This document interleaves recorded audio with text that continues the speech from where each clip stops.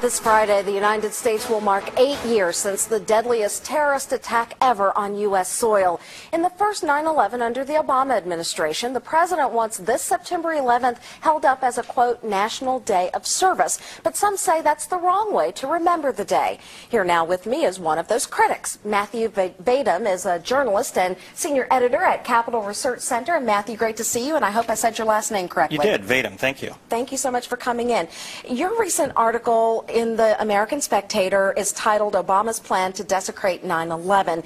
So why is this so controversial to you? This is controversial because in April, President Obama signed community service legislation, the Edward M. Kennedy Service Act, or whatever its exact name was, into law. Somewhere between April and August, the intention changed, and the Obama administration embraced an environmentalist program called Green the Block. Now, if they want to promote environmentalism, green causes, that's fine.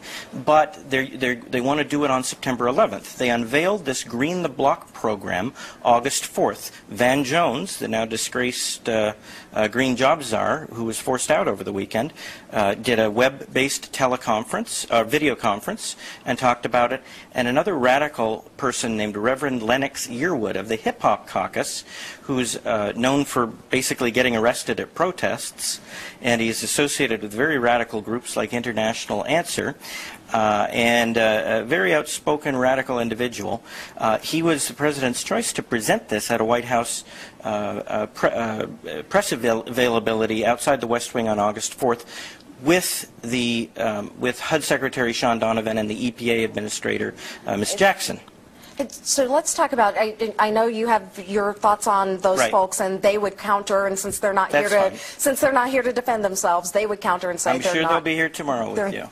No, actually they won't, but we're here to talk about why you think this is a controversial plan, not so much to talk about the people and their views.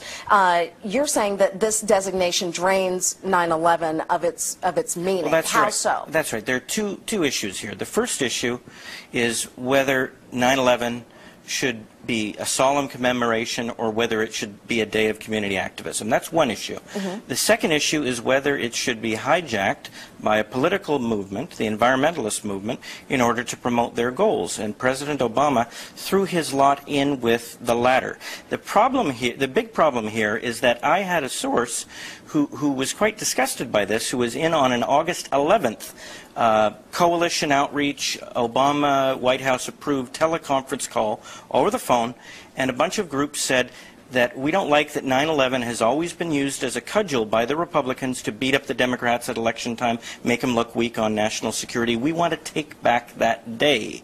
And that is why they want to turn September 11th into a day of green community activism, planting organic vegetables, community gardens, and so on. And I'm sure there are lots of sincere people who are involved in this National Day of Service, but the intent of the Green Movement is to take it over and to suck the meaning out of it. So what, in your mind, should 9/11 be?